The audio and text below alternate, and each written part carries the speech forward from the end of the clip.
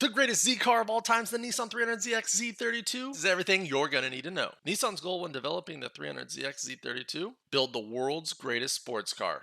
And they meant it. A little fun fact, internally when developing this car, Nissan dubbed the project 901, designation for the year 1990, and number one sports car, baby. Some of the competition for Nissan at this time was the Porsche 944 and the Chevy Corvette C4, so Nissan's goal of the best sports car was a bit lofty. During a press conference when Nissan released the technical aspects of the Z32, they described everything as the world's best. The 1990 Nissan 300ZX maintained certain elements of its predecessor, like the wedge profile, but other than that, the design was completely new. A sleek new headlight slanted more than 60 degrees, helping give the Z32 a drag coefficient of 0.31. The Corvette and the 944 were used as benchmarks while developing the Z32. In addition to targeting those cars for handling and steering responses, Nissan also aimed to beat them in areas of design and aerodynamics. Nissan claimed the 300ZX Z32 produced less lift than either car and exceeded the 944 in a straight line stability lace. Take that, Porsche. When the base model Z32 first arrived in April 1989, it sported a naturally aspirated 3-liter V6 producing 222 horse ponies and 198 foot-pound torque, power increase of over 35% over the previous Z31 model with the same displacement. To get that kind of power, Nissan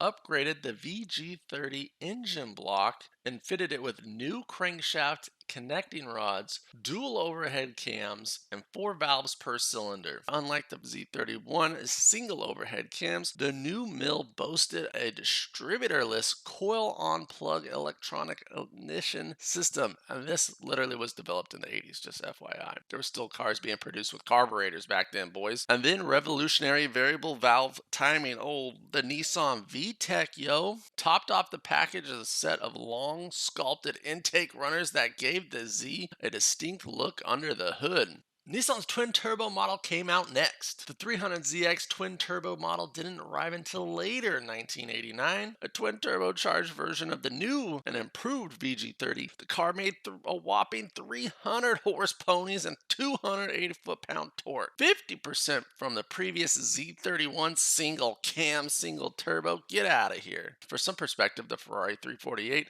also debuted in 1989 to have the same 300 horsepower figure. Nissan's goal for the turbo model was to give it a broad power band. The automaker could achieve its peak power goals using a single turbo setup, but they chose to go twin turbo, baby, with a pair of Garrett turbochargers to give the Z the quick throttle response and low RPMs. Nissan was able to build boost pressure at a little of 1800 RPMs with full boost by 2500 RPMs. The 5-speed manual transmission was standard on all cars with a 4-speed automatic as an option. However, turbo models with the automatic down-tuned a little bit, only making 280 horsepowers in order to preserve your precious little auto gearbox. After being compressed by the twin turbos, charged air was directed to two small front-mount intercoolers located in the front of the car on either side of the engine. And twin turbo models have a special fascia on the front bumper just to allow more airflow, cool your turbocharged air in your intercoolers. Big horsepower alone doesn't make a sports car. Nissan knows this. Turbo base car, you can tell things have improved since the Z31. Nissan employed a rear multi-link setup similar to the ones in the 240SX and Nissan Skyline R32, while the front suspension was more complex. Helping stop your Z32 were 4 disc brakes, large 4-piston calipers clamping down on some massive 11-inch rotors. It was a true big brake kit for back in the day. Turbo models received the Super High Kiss high capacity active controlled suspension 4-wheel steering system, which gave the Z plus or minus 1 degree of rear steering angle to help it slalom like a champ over 55-mile-an-hour speeds. In 1991 handling test, the 300ZX twin turbo came in second place out of all 10 competitors, beating such cars as the MR2, Mazda Miata, Porsche 944 S2, and Chevy Corvette ZR1. I ain't even mad at this. It lost to the Acura NSX. And in 1990, the 300ZX Turbo claimed the Import Car of the Year award from Motor Trend, beating performance out at an affordable base price of only $33,000. Although the Z32 made it possible to use the words Z and sports car in the same sentence again, it didn't forsake the luxurious touches found in its predecessors. The Z32 outstripped its predecessors in the sporting car aspect, yet gives up little in terms of creature comforts. Those creature comforts included driver-centric cockpit, cruise control, lighting, HVAC system. Leather was a popular option, but examples with cloth seats aren't hard to come by. The majority of the Z32 coupes came with removable T-tops, although there are rare slick top roofs without the detachable glass panels available after 1991. The two-seater wasn't the only body style available at launch, carrying on the tradition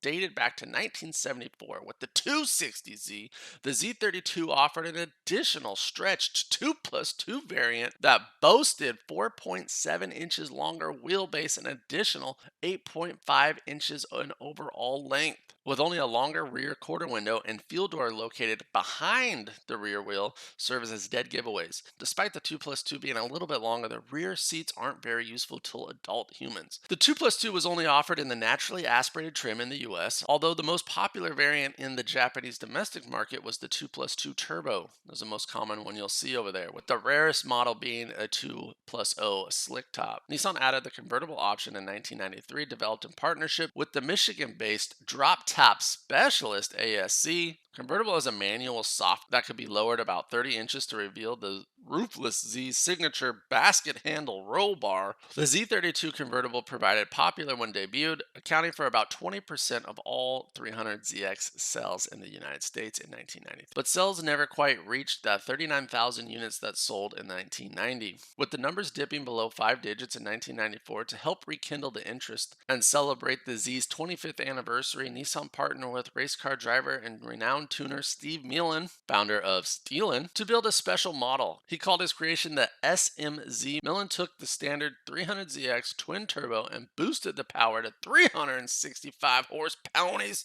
and 332 foot-pound torque. The car sported a unique grille, side skirts, real valance. The look reflected the tuner style popular in the late 90s, but hasn't aged particularly well. Mielen built 104 of the SMZ coupes between 1995 and 1996 that were sold through Nissan dealerships and covered by a factory warranty. Nice. Despite the close ties, the SMZ isn't considered an official Nissan Model Z32. With the rising strength of the yen, the Z32 prices began to climb to record heights. As a result, the sales continued to fall. In 1996, the new U.S. regulations for side protection required a complete redesign of the Nissan Z32 for the 1997 model year, and a new model just wasn't in the cards for Nissan at that time. Nissan decided to retire the U.S. market Z32 after 1996 and commissioned a final run of 300 commemorative edition cars. Each car received a special badging, a numbered plaque, and certificate of authenticity. Total of 171 naturally aspirated two-seaters, 51 2+2 coupes, and 78 twin-turbo models comprised the so-called last 300ZXs, which were offered in addition to the 2,629 non-commemorative editions sold